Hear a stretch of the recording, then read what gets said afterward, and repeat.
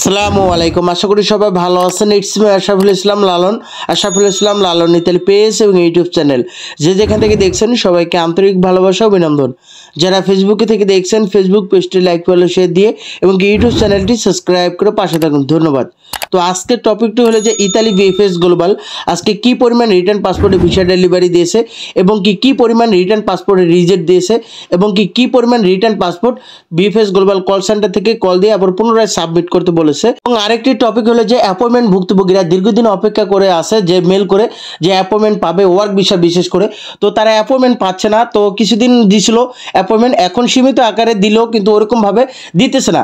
তো আসলে এইভাবে যদি দেয় তাহলে কিন্তু দিন যাবে আর ভুক্তভোগীর সংখ্যা বাড়বে। 2025 সালে যারা ক্লিক ডেতে আবেদন করেছে তারা কিন্তু আবারও নতুন করে তারা নুরস্থা পাওয়ার পর আবার জমা দেওয়ার জন্য প্রস্তুত হয়ে যাবে।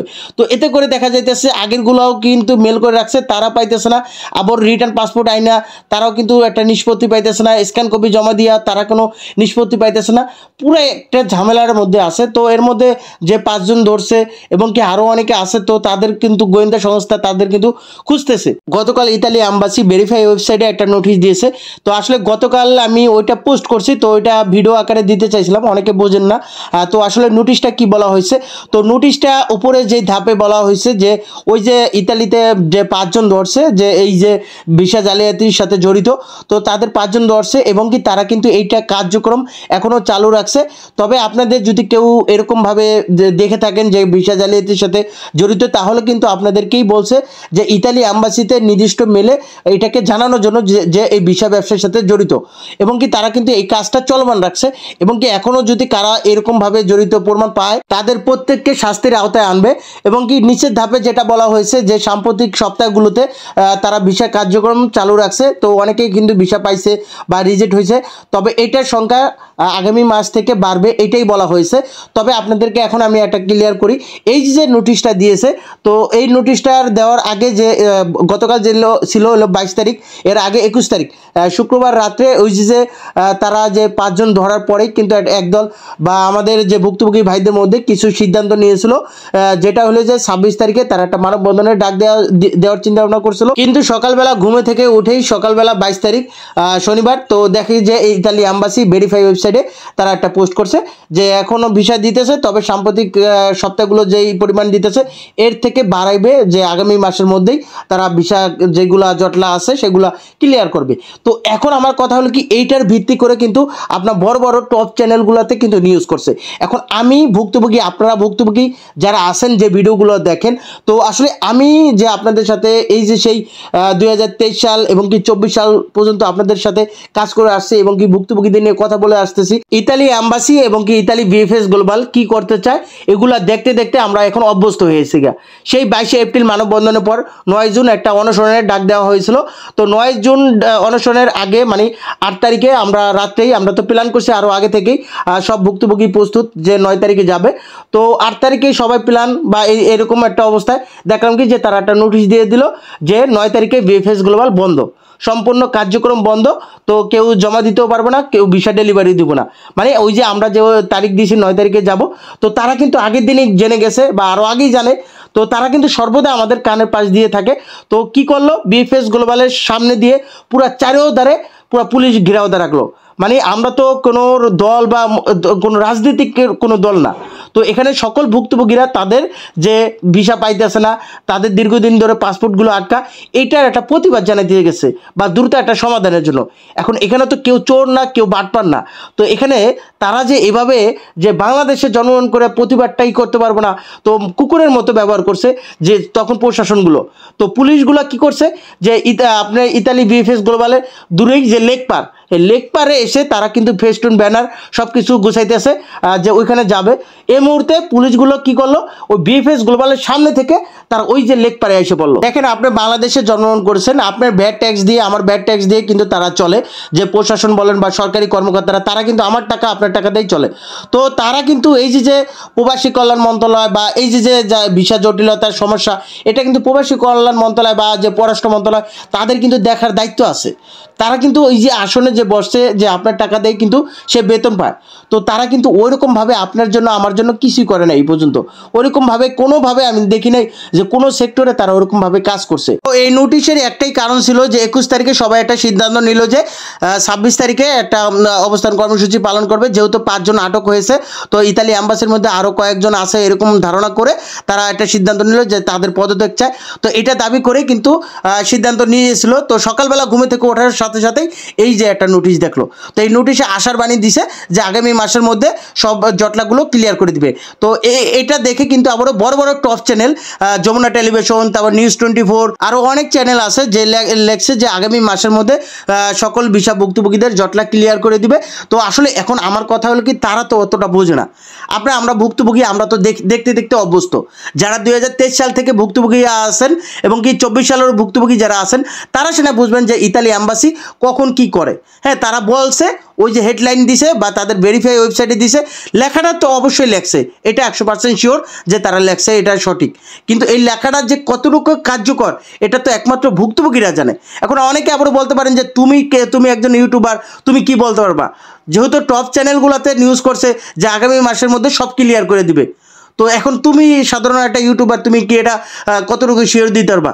তো আসলে আমি আপনাদেরকে ওরকম জোর দাবি করতেছি না।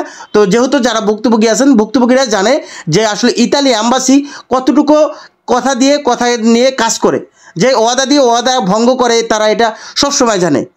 যেহেতু বলছিল যে ফেব্রুয়ারির মধ্যে সব কিছু ক্লিয়ার করে দিবে, কই ফেব্রুয়ারিতে গেল গা। তো এইরকমভাবে অনেক আশার বাণী শুনাইছে। তো এরকম তারা করবেই। তারা যতই বলুক যে 2023 সাল এবং কি 24 সালের সকল কার্যক্রম নিষ্পত্তি দিয়ে দিবে আগামী 1 মাসের মধ্যে, এটা কখনোই পারবে না। কারণ কি, তারা যদি এরকম চিন্তা ভাবনা করতো তাহলে আগে থেকেই কার্যক্রম আরও দ্রুত বাড়ানোর চেষ্টা করতো। এখনও যদি বাড়ানোর চেষ্টা করে তাহলেও 1 মাসের মধ্যে পারবে না, তবে 2-3 মাসের মধ্যে আশা করি ভালো একটা অবস্থানে চলে আসবে। তবে তারা যদি প্রতিনিয়ত কাজের গতিটা এরকম বাড়িয়ে রাখে তাহলে হইব। আবার একদিন দিল 2 দিন দিল না, এরকমভাবে হইলে তাহলে মনে করেন 5-6 বছর লেগে যাবে গা। তো আজকে ভিসা ডেলিভারি আপডেট হলো যে আজকে 23 ফেব্রুয়ারি 2025 রোজ রবিবার। তো আজকে মোট রিটার্ন পাসপোর্ট ডেলিভারির সংখ্যা ছিল 19টি প্রায়, মোট রিটার্ন পাসপোর্ট রিজেক্টের সংখ্যা ছিল 53টি প্রায়, মোট রিটার্ন পাসপোর্ট সাবমিটের সংখ্যা ছিল 9টি প্রায়, এবং কি মোট ভিসার সংখ্যা ছিল 45টি। এর মধ্যে ফ্যামিলি ভিসা 27টি, এগ্রিকালচার ভিসা 13টি, স্পন্সর ভিসা 3টি, ট্যুরিস্ট ভিসা 2টি, বিজনেস ভিসা একটাও না, স্টুডেন্ট ভিসা একটাও না, ডোমেস্টিক ভিসা একটাও না। তো কম বেশি প্রতিদিনে কিন্তু আজকেও বেশ কিছু ভিসা হয়েছে। তবে এইরকমভাবে ভিসা দিলে আরও মনে করেন যে 5-6 বছর লেগে যাবে যে সব নিষ্পত্তি দিতে, এবং কি রিজেক্টও ওইরকমভাবে দিতেছে না। গত সপ্তাহ ওইরকমভাবে ভিসাও দেয় নাই এবং কি রিজেক্টও দেয় নাই। তো আসলে এই যে যারা ভুক্তভোগী ভিসা অপেক্ষা বসে আছে, তো এখানে তারা একটা অপেক্ষা ভিসা হোক বা রিজেক্ট হোক একটা সমাধান দিক। কিন্তু রিজেক্ট দিলেও মানুষ বোঝে যে না, আজকে এতগুলা রিজেক্ট দিছে এবং কি এতগুলা ভিসা দিছে, কিন্তু গত সপ্তাহে একবারেই কম হয়েছে, ভিসাও কম হয়েছে, রিজেক্টও কম হয়েছে। তো এই সপ্তাহে যে আজকে প্রথম দিন, সপ্তাহে 2 দিন যেহেতু বন্ধ ছিল, আজকে প্রথম দিন। তো আজকে বিশেষ করে যে যারা নতুন অ্যাপয়েন্টমেন্ট পাইছিল, তো দীর্ঘদিন বন্ধ ছিল অ্যাপয়েন্টমেন্ট ওয়ার্ক ভিসা, তো গত 10 তারিখে কিন্তু অনেকে কিন্তু অ্যাপয়েন্টমেন্ট পাইছিল। তো ওই দিন অনেকের তারিখ দিয়েছিল এক দিনে জমা দেওয়ার জন্য। তো তা কয়েকজন ভাই আজকে কিন্তু ওই নতুন অ্যাপয়েন্টমেন্ট জমা দেওয়ার পর আজকে কিন্তু তারা ভিসা কালেক্ট করছে। তো ওই যে ভিসাগুলো হইতেছে বা তাদেরকে সরাসরি কিন্তু পাসপোর্টগুলো জমা দিতে বলতেছে। যারা এখন আপনাদেরকে একটা কথা বলে রাখি, যারাই এই যে পাসপোর্টগুলো জমা দেন তারা কিন্তু 100% ভিসা পাবেন। এখানে অ্যাপয়েন্টমেন্ট ভুক্তভোগী বলেন বা স্ক্যান কপি বলেন বা রিটার্ন পাসপোর্ট আনছে, এখানে কোনো ভেদাভেদ নাই। যার পাসপোর্টটা বিএফএস গ্লোবাল জমা দিতে বলবে সেই 100% ভিসা পাবে। অ্যাপয়েন্টমেন্ট এই যে আগে যে আপনারা ভাবতে পারেন যে আপনার পাসপোর্টটা জমা নিয়ে রাখবে এবং কি 1 মাস 2 মাস 3 মাস বা 6 মাস 7 মাস ধরে অপেক্ষা করাইবে, ওরকমটা না। আপনার ডকুমেন্ট যাচাই বাছাই কমপ্লিট হওয়ার পরেই সরাসরি আপনার পাসপোর্টটা জমা দিতে বলবে। যে এরকমটা স্ক্যান কপিও ওইরকমই যাচাই বাছাই কমপ্লিট হলে আপনার যদি ভিসা পাওয়ার যোগ্য মনে হয় পাসপোর্ট জমা দিতে বলবে। আবারও যদি পাসপোর্ট যারা রিটার্ন আছে যদি যাচাই বাছাই কমপ্লিট হয়, যদি ভিসা পাওয়ার যোগ্য মনে হয়, তাকেও কিন্তু সরাসরি পাসপোর্টটা জমা দিতে বলবে। যদি মনে করেন যাচাই বাছাই কমপ্লিট হওয়ার পর আপনি এই ডকুমেন্টে কোনো ঠিক না থাকে এবং কি মালিক না ঠিক থাকে এবং কি আলেজ্য ঠিক না থাকে, তখন কিন্তু আপনাকে জমা দিতে বলবে না মেন পাসপোর্ট, আপনাকে সরাসরি রেডি ফর কালেকশন SMS দিয়ে দিবে 100% রিজেক্ট। তো আমি গতকাল যে অ্যাপয়েন্টমেন্ট ভুক্তভোগী ভাইরা যারা পাসপোর্ট জমা দিয়ে আসলো, তো তাদের রেডি ফর কালেকশন SMS আসছে, আমি গতকাল পোস্ট করি। তো ওই পোস্টের নিচে এক ভাই লেখছে যে রেডি ফর কালেকশন SMS মানেই তো রিজেক্ট হইতে পারে। তো আপনি কীভাবে বুঝলেন যে বিষয় হবে? তো এই যে আপনাদেরকে বারবার ভিডিওতে আমি বলি যে রেডি ফর কালেকশন SMS সবসময় এক না। হ্যাঁ, এখানে সে পাসপোর্টটা জমা দিয়ে আসছে, এখন জমা দিয়ে আসার পর তাকে তো অবশ্যই রেডি ফর কালেকশন SMS দিবে, এতে করে তার 100% ভিসাই ধরে নিতে হবে। যদি তার রিটার্ন পাসপোর্ট আনার পর সরাসরি রেডি ফর কালেকশন SMS আসতো, যে সাবমিট করতে বলতো না, তখন ওটা রিজেক্ট ধরতেন। আবার স্ক্যান কপি যারা জমা দিয়ে আসছেন, যদি আপনাদের পাসপোর্ট সাবমিট করতে না বলে সরাসরি রেডি ফর কালেকশন SMS দেয়, তাহলে 100% রিজেক্ট। আবার যদি স্ক্যান কপি জমা দিয়েছেন কিন্তু আপনাকে আবারও পাসপোর্ট সাবমিট করতে বলেছে, তো পাসপোর্ট সাবমিট করার পর আপনাকে কিন্তু রেডি ফর কালেকশন SMS দিয়ে ভিসা কালেক্ট করতে বলবে, এইটাই। আবার যারা রিটার্ন পাসপোর্ট আনছে, তো তাদের পাসপোর্ট যদি সাবমিট করতে বলে, তো তাদের পাসপোর্ট সাবমিট করার পর কিন্তু রেডি ফর কালেকশন SMS দিবে। তো তখন কিন্তু রেডি ফর কালেকশন মানে কি যে রিজেক্ট ওরকমটা না, তখনও কিন্তু 100% ভিসা। তো এটা আসলে আপনারা বোঝেন না, আমি তো বুঝেই কিন্তু আপনাদের পোস্টটা করি, কিন্তু আপনারা এই যে এইগুলো আওলায় ফেলান। সর্বশেষ দুইটা কল রেকর্ড শোনাবো ইতালি VFS গ্লোবাল কর্মকর্তারা এবং কি ইতালি ভিসা ভুক্তভোগীদের উদ্দেশ্যে কি বলা হয়েছে। এখানে ইতালি ভিসা ভুক্তভোগীরাই কিন্তু কথা বলেছে। তো আসলে এখানে তার একই প্রশ্ন না, আর আমি মনে করি সকল ইতালি ভিসা ভুক্তভোগীদেরই প্রশ্ন একই প্রশ্ন। এখানে আমি একটা কথা ক্লিয়ার করছি যে অ্যাপয়েন্টমেন্ট ভুক্তভোগী বলেন বা স্ক্যান কপি জমা দিয়েছেন ভুক্তভোগী বলেন বা পাসপোর্টগুলো রিটার্ন আনছেন, এখানে কোনো পার্থক্য নেই, সবাই কিন্তু একই ক্যাটাগরি। ইতালি থেকে যাচাই বাছাই কমপ্লিট হওয়ার পর যাকে মনে করেন ভিসা পাওয়ার যোগ্য মনে হবে, তাকে কিন্তু সরাসরি পাসপোর্টগুলো VFS গ্লোবালে সাবমিট করতে বলবে। তো আমি মনে করি যে এই যে দুইটা কল রেকর্ড আপনারা সবাই শুনবেন এবং কি ভিডিওটা একটু শেয়ার করে দিবেন। ধন্যবাদ VFS global Italy visa help করার জন্য। এসা বলছি, কি তথ্য দিয়ে সহযোগিতা করতে পারি? আসসালামু আলাইকুম। ওয়ালাইকুম আসসালাম স্যার। আমি অ্যাপার্টমেন্ট বিষয়ে একটু জানতে চাইতেছি। জি স্যার, আপনি অ্যাকচুয়ালি কি জানতে চাচ্ছেন শেয়ার করবেন? আমি দীর্ঘদিন প্রায় অপেক্ষা করতেছি অ্যাপার্টমেন্টের জন্য, অ্যাপার্টমেন্ট পাইতেছি না। ওকে স্যার, স্যার সেক্ষেত্রে আপনি মেল করেছেন, তবে স্যার এখনো কোনো ধরনের কনফার্মেশন পাননি, জি স্যার। তাই তো স্যার? জি। ওকে, তবে আন্তরিকভাবে দুঃখিত স্যার বিষয়টির জন্য। স্যার অ্যাপয়েন্টমেন্টের স্যার যে বিষয়টি রয়েছে স্যার, সেটি সম্পূর্ণ এম্বাসির উপর ডিপেন্ড হয়ে থাকে। স্যার কাইন্ডলি আপনি কিছুদিন অপেক্ষা করবেন স্যার, আশা করছি এম্বাসি থেকে স্যার খুব শীঘ্রই পজিটিভ একটি ফিডব্যাক শেয়ার করা হবে। আপনার টাইম তো কল দিলে কাইন্ডলি পায় আপনি হইতেছেন অপেক্ষা করতে, আর কত অপেক্ষা করবো আমরা? আমরা তো সবাই ভুক্তভোগী। স্যার আপনার বিষয়টি আমি বুঝতে পেরেছি, তবে আন্তরিকভাবে দুঃখিত স্যার বিষয়টির জন্য। স্যার যেহেতু বিষয়টি সম্পূর্ণ স্যার এম্বাসির উপর ডিপেন্ড হয়ে থাকে, স্যার এম্বাসি থেকে অ্যাপয়েন্টমেন্ট স্লটগুলো স্যার শেয়ার করা হবে। স্যার আমাদের এন্ড থেকে স্যার অ্যাসিওর করে আমরা কোনো ধরনের ডেট শেয়ার করতে পারছি না। স্যার এক্স্যাক্টলি কতদিন সময় লাগতে পারে? আপনারা তো জানার কথা, মানে কতদিন ইমেল তো প্রায় সব আমরা করছি, প্রায় 10 মাস 11 মাস 1.5 বছরই ধরো।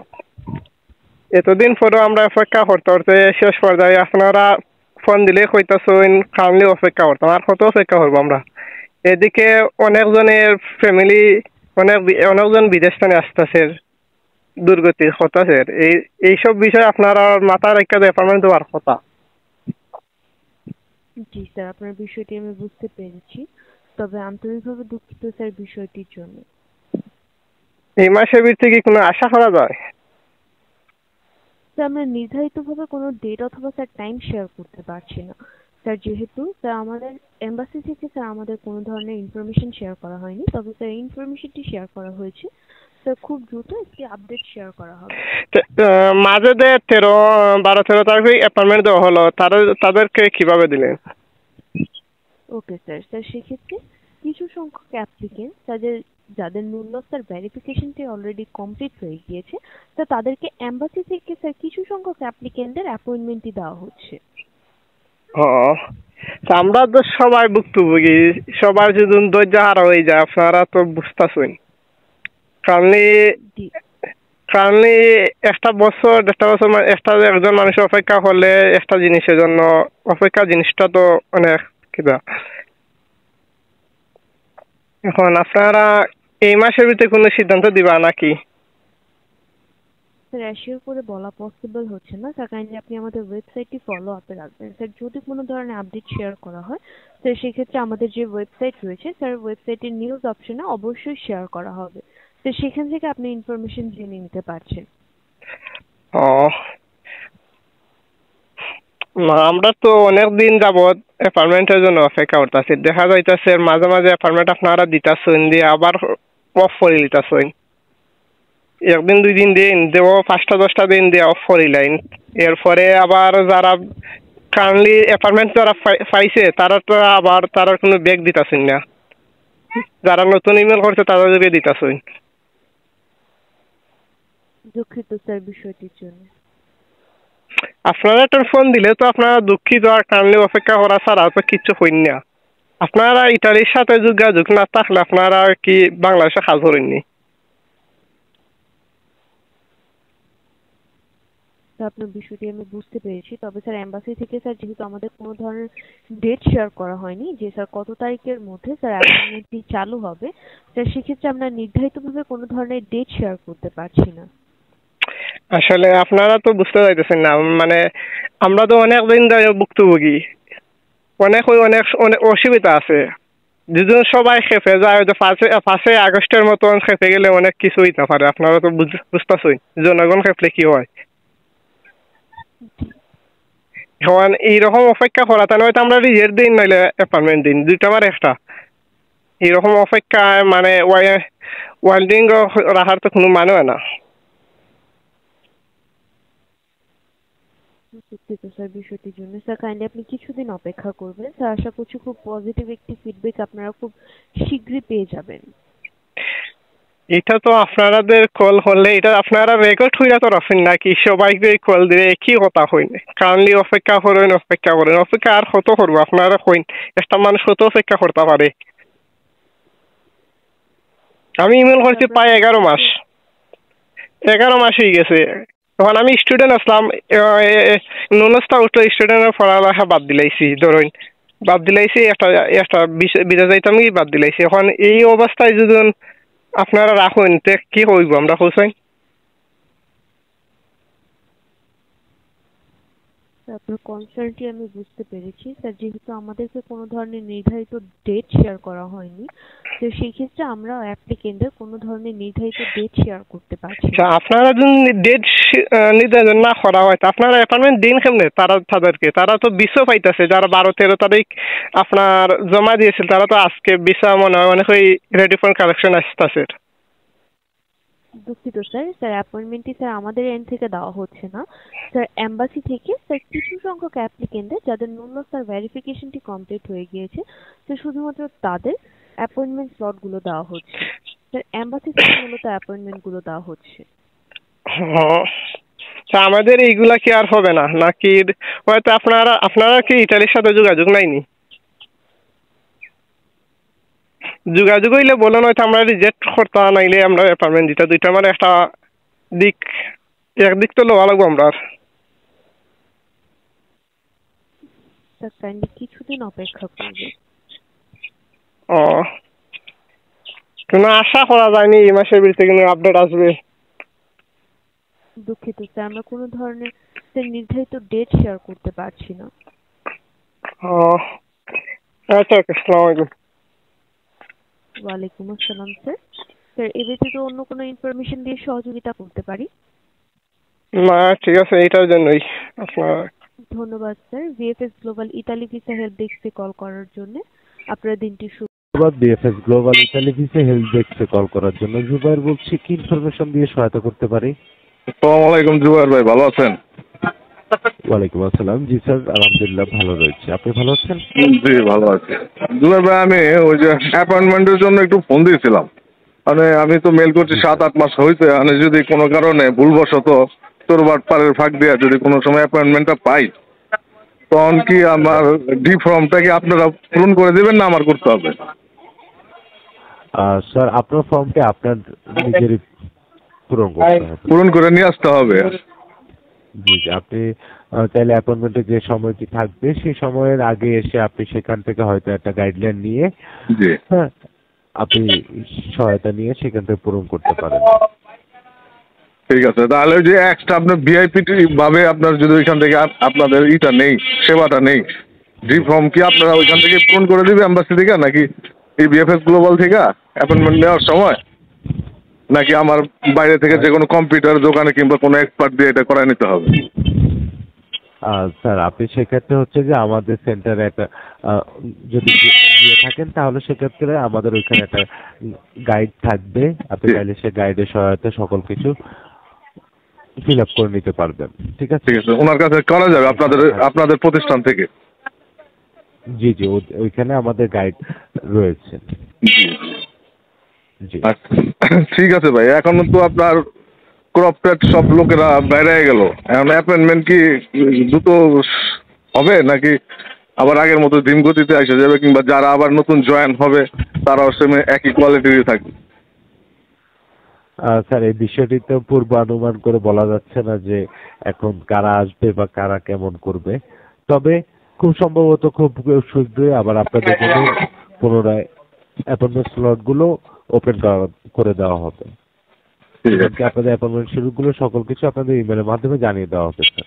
এম্বাসির তো কয়েকজন জড়িত পাইলাম, আল্লাহ না করুক যেন আপনাদের বিএফএস গ্লোবালের কেউ জড়িত থাকে, এটা আমাদের কানে না আছে, কারণ এমনিতেই অনেক কষ্ট পাইছি।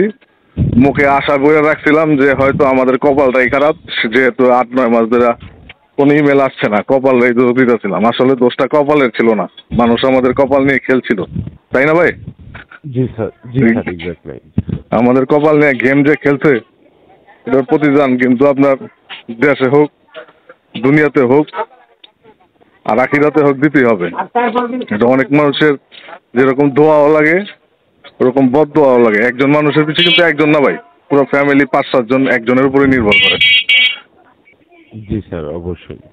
আপনারাও কাইন্ডলি একটু চেষ্টা করেন, আপনারা দায় এড়ানোর জন্য হয়তো অ্যাপয়েন্টমেন্টটা খুলে দেন। আপনাদের উপরেও রেড সিগন্যাল আমাদের একটু আছে, কারণ কেন, আমরা যেহেতু সংস্থার একটা পেয়েছি, হয়তো আপনাদের টপ 2-1 দিন পরে বের হবে, কিন্তু আল্লাহ না করুক এটা যদি না হয়, আপনারা উপরস্থলে কথা বললেন, অ্যাপয়েন্টমেন্টটা অন্তত ছেড়ে দেন ভাই। অনেক কষ্টে আছি, অনেক সমস্যায় আছি, আপনারা কোঅপারেট থাকেন, এটা আমরা চাই না। আর এই দায় ঢাকতে হলে এটা আপনারা ছেড়ে দেন, কিছু করেন আপনারা, আপনাদের পদক্ষেপ করার অনেক কিছু আছে। অবশ্যই স্যার, অবশ্যই আমরা সেই বিষয়টি নিয়ে অবশ্যই কাজ করবো। ঠিক আছে, ঠিক আছে। না না না, সমস্যা নেই। না, ধন্যবাদ ভাই, ভালো থাকবেন। আর একটু কিছু করেন ভাই, হ্যাঁ, একটু দেয়ালে পিঠ ঠেকায় রেখে দিয়েন না, একটু জানা দেন ভাই। ঠিক আছে, আসসালামু আলাইকুম স্যার। বিএফএস গ্লোবাল ইতালি বিশেষ দেশে কল করার জন্য আপনার দিনটি শুভ হোক। ঠিক আছে, ভালো থাকবেন, আসসালামু আলাইকুম।